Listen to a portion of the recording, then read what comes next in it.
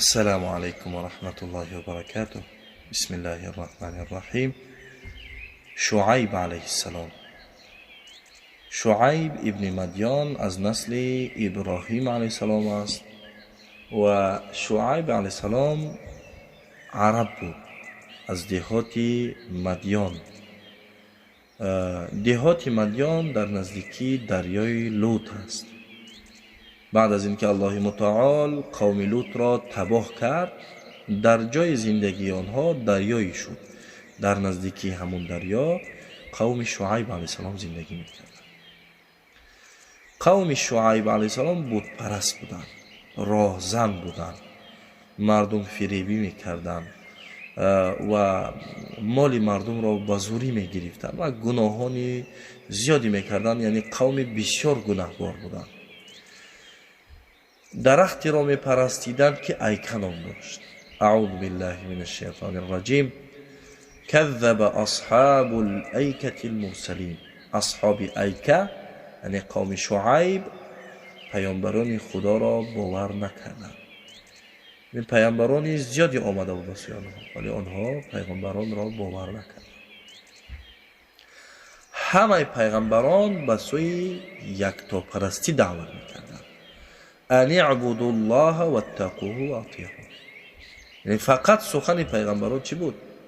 الله را عبادت کنید، از الله بترسید، ما را اطاعت کنید و از الله بترسید، الله را بپرستید. ولی آنها پیغمبران را باور نمیکردند، تهدید میکردند، حتی که پیغمبران را میکشتند. شعیب علیه السلام قومش را مثل دیگر پیغمبران دعوت کرد که از این کارها دست کشند، یگانه الله را عبادت کنند. ولی قومش گفتند ای شعیب، نمازها و دعاهایی که میکنیم ما را منع میکند که ما از این کارها دست کشیم و مسخره میکردند. قالوا يا شعيب أصلاتك تأمرك أن نترك ما يعبد آباؤنا أو أن نفعل في أموالنا ما نشاء إنك لأنت الحليم الرشيد. ابن عباس رضی الله عنه میگوید آنها شعیب علیه السلام را مسخره کرده گفتند تو مردی عاقلی، تو را چی شده است که ما را در این مورد دعوت میکنی؟ وقتی شعیب علیه السلام دید که سخنهایش در نزد آنها هیچ قدری ندارد، به آنها گفت ويا قوم لا يجرمنكم شقاقي أن يصيبكم مثل ما أصاب قوم نوح أو قوم هود أن يصيبكم مثل ما أصاب قوم نوح أو قوم هود أو قوم صالح وما قوم لوط منكم ببعید. و ای قوم من، دشمنی و مخالفت با من سبب نشود که به شما نیز عذاب برسد همانند آنچه که به قوم نوح یا قوم هود یا قوم صالح رسید و قوم لوط از شما چندان دور نیست. میدانید با این قوم ها چی شد؟ از پروردگار طلب مغفرت کنید، سپس به سوی او بازگردید.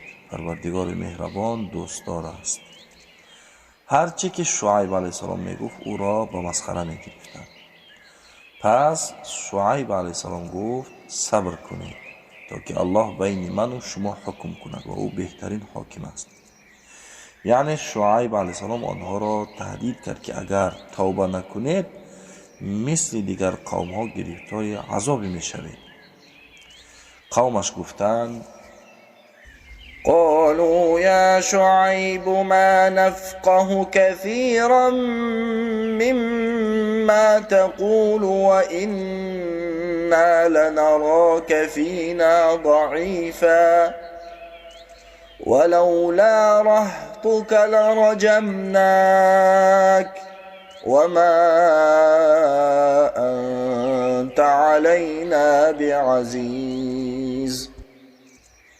گفتن ای شعیب بسیاری از آنچه را که میگویی نمیفهمیم و به درستی که ما تو را در میان خود ناتوان میبینیم و اگر احترام قبیلت نبود حتما تو را سنگسار میکردیم و تو نزد ما گران قدر نیستی.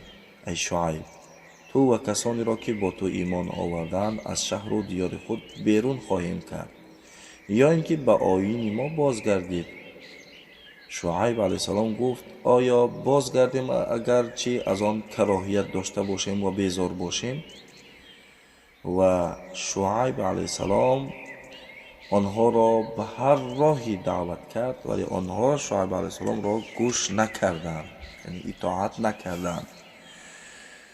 قوم شعیب گفتند اگر از شعیب پیروی کنید، یعنی بزرگان قوم گفتند به کسانی که ایمان آوردند اگر از شعیب پیروی کنید حتما شما زیانکار خواهید بود.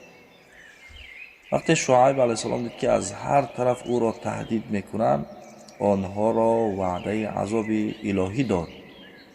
شعیب علیه السلام گفت ای قوم من شما به روش خودتان عمل کنید من هم به روش خود عمل میکنم. به زودی خواهید دانست چه کسی عذابی به سراغشان می آید و چه کسی را الله متعال رسوا میکند و چه کسی دروغگو است معلوم میشود. شما انتظاری بکشید من نیز انتظاری میکشم. و شعیب علیه السلام دعا کرد ربنا افتح بیننا و بین قومنا بالحق و انت خیر الفاتحین. ای پروردگارا میان ما و قوممان به حق راه بکشا و داوری کن که تو بهترین راهگشایان و داوران. پس از دعا الله متعال عذابهای گوناگونی را روان کرد. اول به سرشان گرمی سخت شد که دیگر نفس کشیدن برایشان مشکل شد. چند روز در همین حالت بودند. بعد الله متعال ابر را یعنی بیرون از دهات روان کرد که سایه داشت. قوم شعیب دیدند که ابری است و سایه دارد. همگی کسانی که ایمان نآورده بودند به تگی سایگی ابر رفتند و نشستند. در این حالت زمین سخت لرزید.